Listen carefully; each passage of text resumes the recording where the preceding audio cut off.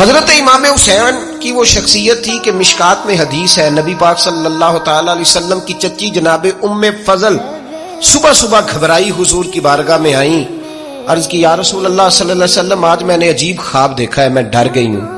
حضور نے فرمایا چچی کیا دیکھا؟ عرض کی حضور میں نے دیکھا ہے کہ آپ کے وجود کا گوشت کا ایک ٹکڑا کٹ کے میری جھولی میں آ گیا ہے۔ حضور یہ کیا ہے؟ تو محبوب خواب سن کے مسکرائے، فرمایا چچی یہ پریشانی والا خواب نہیں، یہ تو خوشی والا خواب ہے۔ اللہ فاطمہ کو بیٹا عطا کرے گا اور وہ تیری گود میں کھیلا کرے گا، چونکہ وہ میرے وجود کا ٹکڑا ہوگا لہذا خواب تجھے یہ آئی ہے۔ تو امام حسین پیدا ہوئے، امام حسن کی عمر ابھی 11 مہینے تھی، تو نبی پاک نے امام حسین کو جناب ام فضل اپنی چچی کی گود میں دے دیا کہ فاطمہ کے لیے دونوں بچے سنبھالنا مشکل ہوگا۔ وہ خواب اس طرح پوری ہوئی۔ امام حسین سے حضور نے بڑا پیار کیا، بڑی محبت فرمائی نبی پاک سے۔ حضرت ابو ہریرہ رضی اللہ تعالیٰ عنہ کہتے ہیں یہ واحد بچہ تھا حضور کے گھرانے کا کہ میں نے دیکھا کہ نبی پاک صلی اللہ علیہ وسلم بیٹھے تھے تو یہ حضور سے کہہ رہے ہیں، نبی پاک سے کہ نانا جی اٹھ کے کھڑے ہو۔ کہتے ہیں حضور کھڑے ہو گئے تو کہنے لگے میں نے آپ کے برابر جانا ہے۔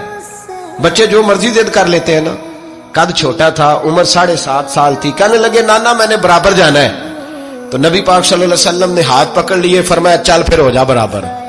تو حضرت ابو ہریرہ کہتے ہیں انہوں نے حضور نے ہاتھ پکڑے، اوپر کھینچا تو امام حسین نے پہلے اپنے پیر حضور کے گھٹنوں پہ رکھے، پھر نبی پاک کے سینے پہ رکھے، اور جب ان کا قد سر تھوڑا سا حضور سے اونچا ہو گیا تو محبوب فرمانے لگے چل بس کر، تو نے تو کہا تھا آپ کے برابر ہونا ہے، تو اوپر نکل گیا ہے، چل بس کر۔ فرماتے پھر امام حسین نے زبان باہر نکالی تو محبوب ان کی زبان چوسنے لگے، پھر ساتھ لٹا لیا اور انہیں سونگھنے لگے۔ تو میں نے عرض کی حضور آپ حسین کو سونگتے کیوں ہیں؟ تو فرمایا ابو ہریرہ مجھے حسین کے وجود سے جنت کی خوشبو آتی ہے، مجھے حسین کے وجود سے جنت کی۔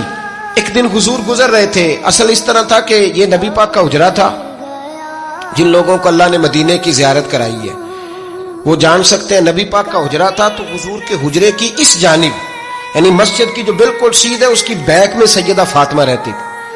تو حضور اکثر نہ نماز کے لیے جب نکلتے تو حضرت فاطمہ کے حجرے کے پاس سے ہو کر دوبارہ محراب میں جاتے۔ محبوب حجرے کے پاس سے گزرے تو امام حسین رو رہے تھے، مائیں کسی وقت ڈانٹ دیتی ہیں، ابا جی بھی کسی وقت ڈانٹتے ہیں پر اماں کے حکم پہ ڈانٹتے ہیں، تو انہوں کو جانتے ہی نہیں، تو کبھی کبھی اس حکم کے تحت ڈانٹنا پڑتا ہے۔